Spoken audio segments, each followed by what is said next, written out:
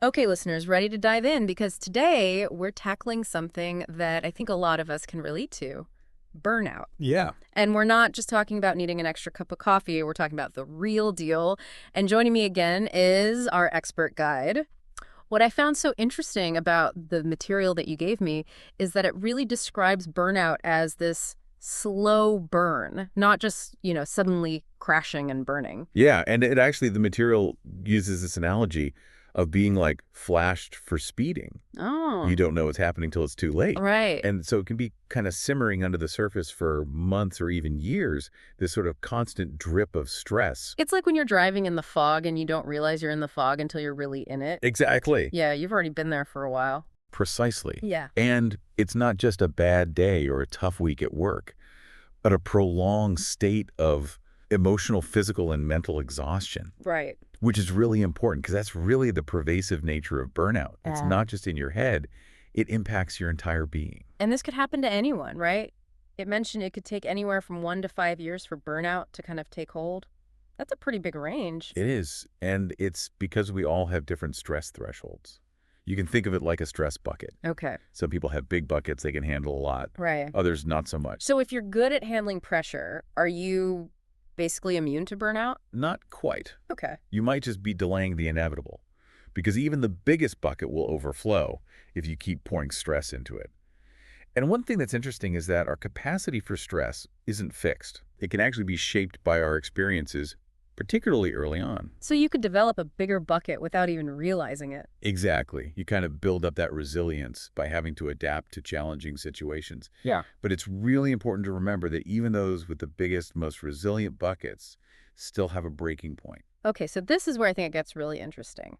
We always think about burnout as being something that happens at work. But the research that you sent me said it can also happen in other areas of life. It's not just your 9 to 5. Absolutely.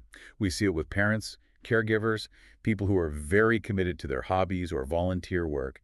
And it all comes down to this imbalance when the demands being placed on you constantly outweigh the resources you have to cope. So how do we know if we're headed for a burnout breakdown? What are some warning signs? Well, the research points to some really clear warning signs. And one of the first is that overwhelming feeling of not being able to cope no matter what strategies you try. That I'm drowning and I don't know how to swim type of feeling. Exactly. And that often goes hand in hand with self-doubt creeping in.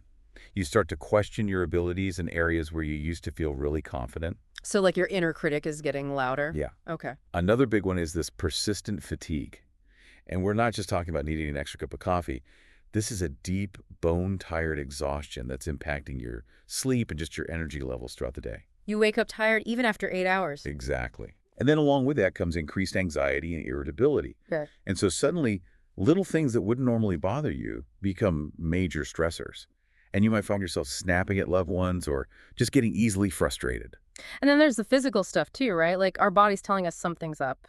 The research mentioned some really specific physical symptoms of burnout. Absolutely. Our bodies are so smart, they pick up on things way before our minds do. It's like they're waving a flag saying, pay attention. Exactly. Hmm. And the source talks about some common ways burnout shows up physically, like skin problems, muscle tension, stomach issues, even a weakened immune system. These can all be signs your body's just overwhelmed with stress, They even mentioned stuff like eczema, psoriasis, and shingles. Those are serious. right? They are. And it just shows how connected our mental and physical health really are. Those conditions can get worse when we're stressed. They even said something about libido decreasing. Honestly, I wouldn't have put that together with burnout. It's actually pretty common. When your body's in survival mode, it focuses on what it needs to keep going. And let's face it, sex drive takes a back seat when you're dealing with chronic stress. Makes sense. So we've talked about the signs, but who's most likely to burn out? You'd think it's people who are slacking off, but the research actually says the opposite. It's a total myth.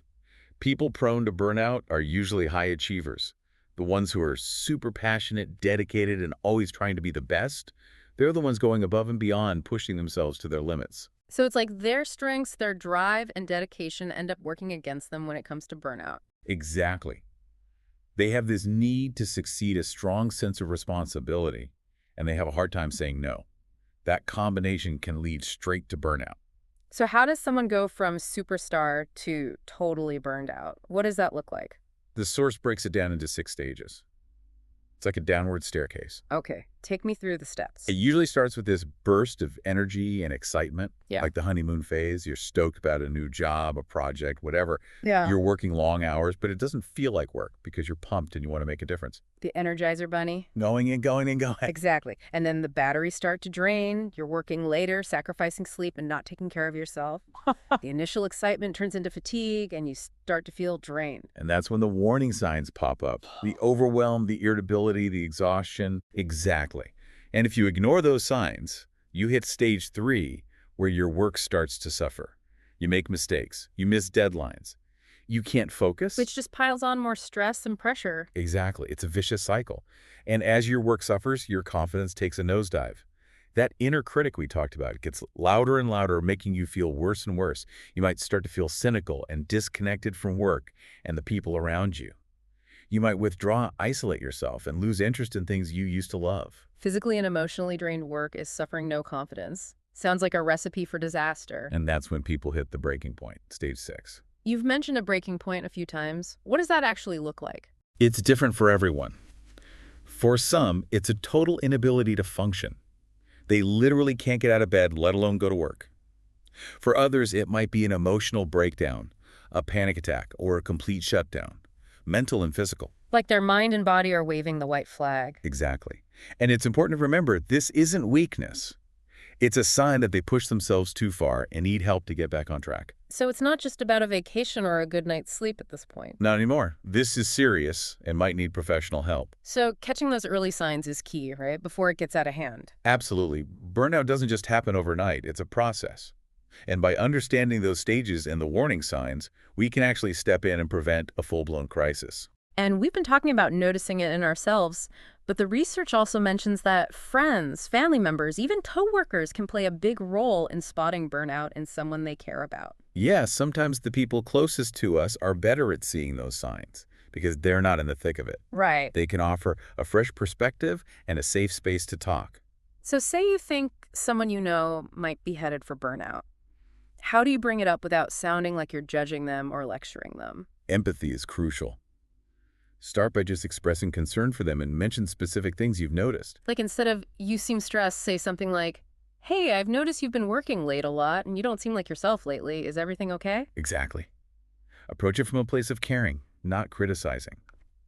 And remember, someone with burnout might be in denial or resistant to help. Yeah, they might get defensive or just brush it off. Totally. They might say, I'm fine, or I just need to push through it. But if you're seeing a pattern, don't be afraid to gently and persistently express your concerns. And what about actually helping them? What can you do for someone who's feeling burned out? Sometimes the most powerful thing you can do is just be there for them. Listen without judgment. Sometimes just having someone to talk to who gets it makes a world of difference. Absolutely. You can encourage them to prioritize self-care, whether it's taking breaks, enjoying hobbies, or even seeking professional help. Speaking of professional help, the research talked about how important it can be to reach out to a therapist or counselor. They can give you tools and strategies to manage stress and avoid burnout. Absolutely. There's no shame in getting help. In fact, it's really brave and shows self-awareness. It's like that saying, you can't pour from an empty cup. You got to take care of yourself before you can take care of others. Exactly. And that actually leads to another big strategy for preventing burnout: setting boundaries. Boundaries with work relationships, Yeah. time, energy. All of them. It's about saying no to things that will drain you or stress you out unnecessarily. That's tough, though, especially for people pleasers. I hear you. But saying no to things that don't fit your values or priorities is really saying yes to yourself and your own well-being. It's about putting your needs first and realizing you can't be everything to everyone. Exactly. And sometimes setting those boundaries means having tough conversations with your boss, your partner, your family. But ultimately, it's about creating a better, more fulfilling life for yourself. Exactly. And here's another powerful tool the research talked about: detachment. Detachment. That sounds kind of intense. I know, right? But it's not about shutting down emotionally. It's about creating some healthy distance between you and your stressors. So, like, not taking your work problems home with you, literally and figuratively. Exactly. You need boundaries between work and your personal life so you're not always on and stressed out, even in your downtime. Easier said than done these days. Absolutely. That's why routines that help you switch from work mode to chill mode are so important. Give me an example. It could be a walk after work, listening to music on your commute home, or a relaxing bath before bed. Little things to signal your brain that it's time to unwind. Exactly. And lastly, the research highlighted how important it is to challenge those negative thoughts that can fuel burnout. Like the I'm not good enough, I'll never get it all done kind of thoughts. It's exactly. Burnout and perfectionism often go hand in hand. So challenging that negative self-talk and replacing it with positive, realistic affirmations is key. Reminding yourself it's okay to make mistakes, to ask for help. You don't have to be perfect all the time. Exactly. Remember, your worth isn't tied to your job or how productive you are. You are worthy just as you are. Be kind to yourself, especially when you're stressed. This has been so insightful. We've covered so much, from recognizing burnout to understanding what causes it and how to prevent it and recover. It's been a pleasure talking with you. And to our listeners, remember, you are your most valuable asset. Take care of yourself, prioritize your well-being, and never be afraid to ask for help. Thanks for joining us for this deep dive into burnout. We'll see you next time for another fascinating exploration.